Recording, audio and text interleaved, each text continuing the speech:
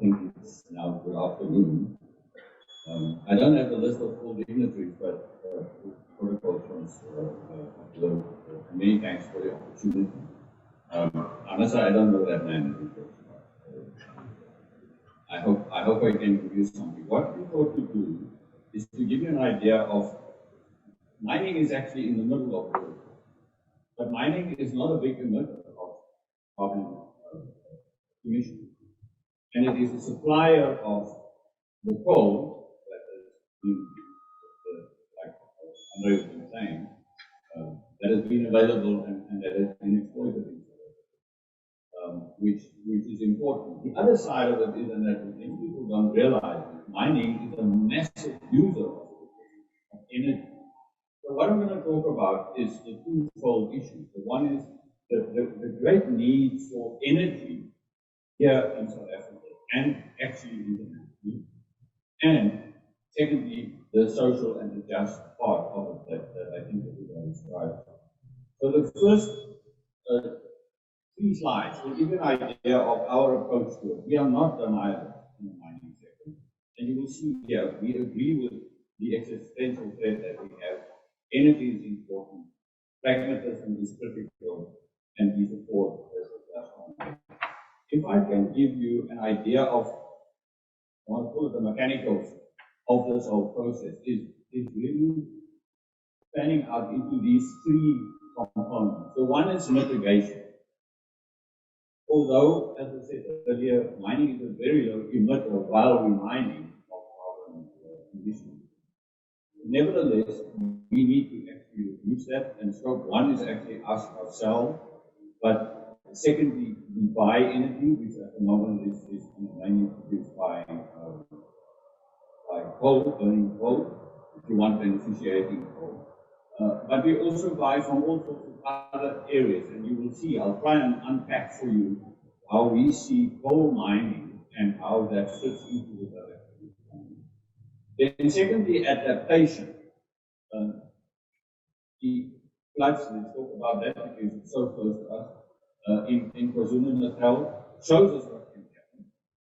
The heat that we have, I mean, Andre can talk about it, but I mean, some of our power stations are in the north of the country. When it's very hot, they can't run at maximum capacity, and it's getting hotter.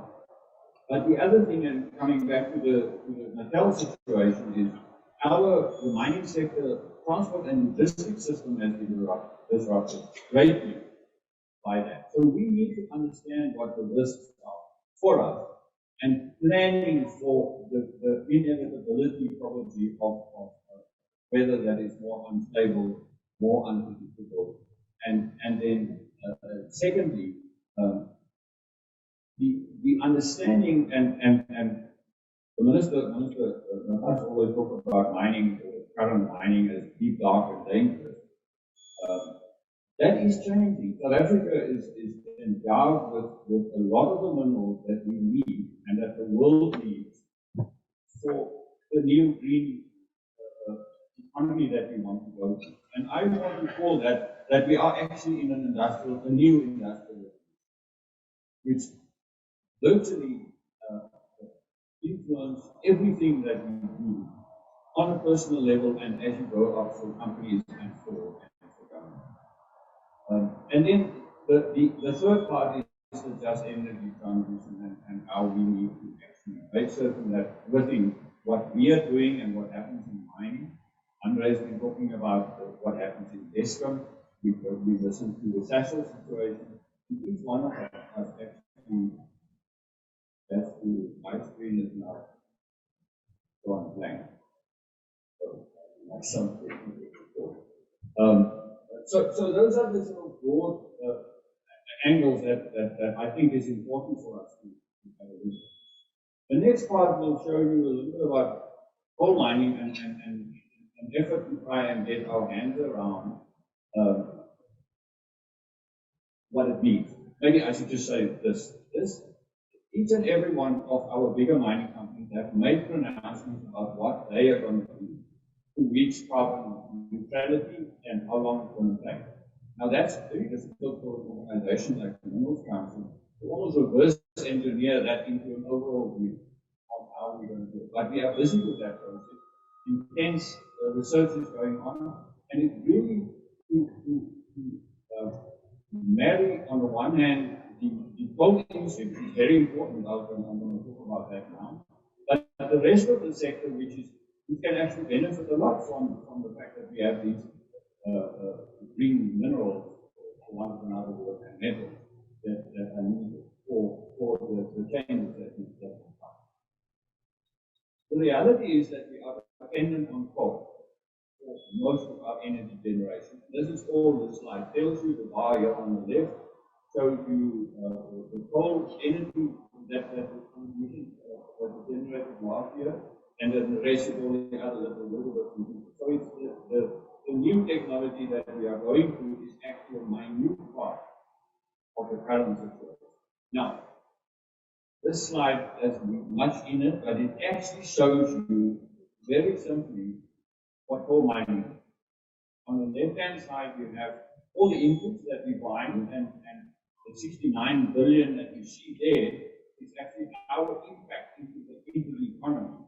We import a little bit of our machinery and so on, and then in the middle is what we add to the stuff that we buy.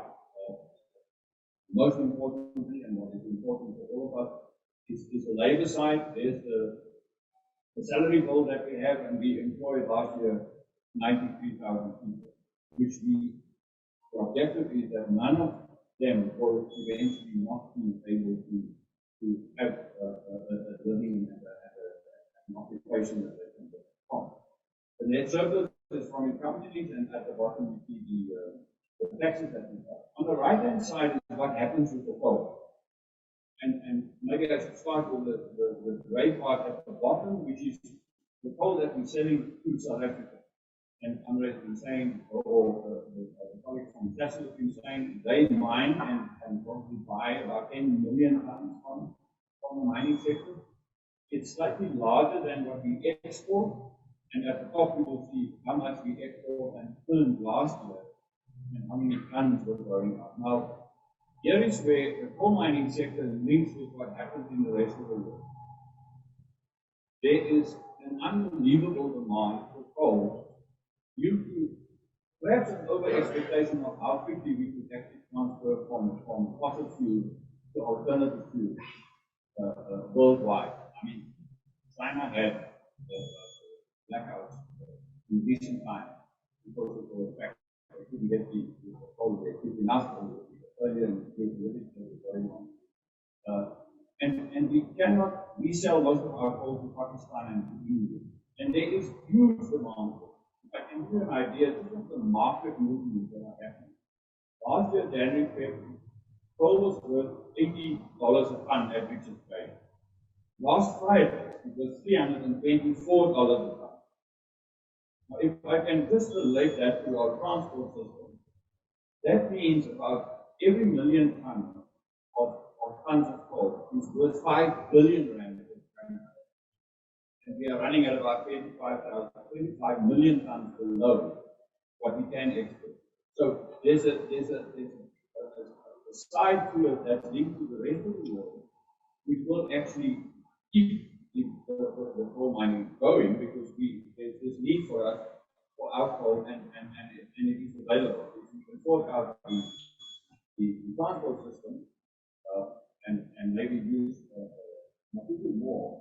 That is the other side of coal mining, which will probably delay or drag out the adjustment in the mining sector itself, but not the energy that we need. Just to tell you more or less how the employment is split in the coal industry, about 90,000 people, and then in the sectors that we buy from are the other numbers. And if you work with a 4 or 5 dependency ratio of families, then we're talking about 450,000 people in the South African economy that we are actually responsible for to a degree. And this is how important this adjustment is and the ramifications.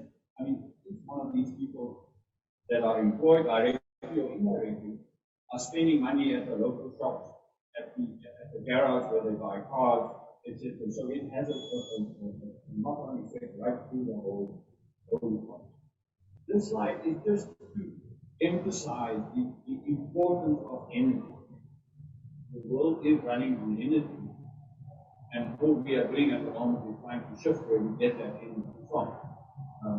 So, what I did here, I hope you can see the table is unfortunately a little small. But what I did is I looked at every sector in the South African economy and worked out the average GDP generated for every million rand of electricity bought. And the list that you see there shows you the ones that are above the average, below the average, so are more electricity intensive than the average for the country. Now, these sectors, what I want to say is the South African economy is actually quite electricity intensive. Secondly, these sectors employ 44% of the country's employment is created by these sectors. They generate 41% of the GDP in the economy. They manufacture over 60% of the intermediary products that go to other sectors. In other words, they keep the products that are available inside the economy growing. And they export 70% of the country. So we talk about energy. The energy starts. This is all the impact and the implications for what happens in the South African economy. By the way, the number there is about 93, 94 billion that these sectors spend on it. It's the industrial part of the economy. And then underneath, you can read it about 110 billion went to household for their own. Now, Andre has been talking about it, and in the press all the time, we think that we have between 4,000 and 6,000 megawatts short at the moment, and the economy needs this to be augmented as fast as possible, and we have to embrace what we are talking about, and what Andre has actually been verbalizing much better than I can do. And it is a huge constraint on economic growth. If you read the work that the Reserve Bank has done last year and to the end of last year, they reckon that this constraint and the transport constraint and the fact that we're not fast enough employing people recovering from the COVID lockdown result in the potential growth of this economy to be around 2%. Now that is completely below population growth. It is completely unacceptable overall. So the ramification of what we're talking about here is actually unbelievably important for the whole economy. And I think that's the other angle that one has to emphasize. Is if we get this right, the economy will grow faster and the total impact on employment in South Africa will improve. It is something that when we look from a Mpumalanga side or from a specific coal mine side, we will say, well, we're just going to do. We will try and make certain that nobody loses, but the impact on the overall economy is quite important. And it will lift that potential growth rate much higher than what it is now. What are we doing? And this comes directly from a presentation. These are all the alternative energy processes and branches of energy that need to be added to the system. And I mentioned the numbers that we use. The problem is all of them are late. All of these phases are late. So we're running into a tighter corner as we go along and as we not expedite what is going on. So what has happened? The cost for mining is spiraling, and for all of us, and load shedding is not for free. We have to do something alternative. The industry, our industry is adapting, and most industries are adapting to use less energy. In mining specifically, the biggest users of electricity are actually the smelters and the refineries. If we can use an example of chrome, we have most of the chrome ore in the world. We have huge production and export of ferrochrome. A lot of those smelters that we close down or are in care and maintenance because of the underlying cost and the unreliability of the energy. So what everybody's been saying, well, allow us to do self-generation. Like what Andre has been talking about. Central is not a central, but an embedded system that's all over the economy. Now, let me stand back and show you the mining sector and where this fits into the overall mining sector. Now, again, the same pattern. We put on the one hand side, on the left. In the middle, the value add that we do, so all the employment and taxes that we pay. You'll see there we paid 78 billion directly last year. If you add the pay as you earn, it's over 100 billion that was added to the business. And on the right hand side, what we do with it. But look at the little blue arrow on the left. That's how much energy we consumed last year. And on the right, the blue arrow there shows you at the top how much we exporting, and at the bottom how much we're selling into the South African economy. Now, each one of those have knock-on effects into the sectors that we're selling and the sectors that they are buying. So it's a very, very important. All I want to say is energy is the lifeblood. It is literally the best comparison like in the product. Just one thing I want to highlight: last year, for the first time, the mining sector was a trillion, 1.2 trillion size sector in the economy, 8.7%. And just to show you how we are linked to energy availability, what you see here is the red line is the availability factor of electricity in the economy, and the blue line is mining production. It's a little bit like an electrocardiogram.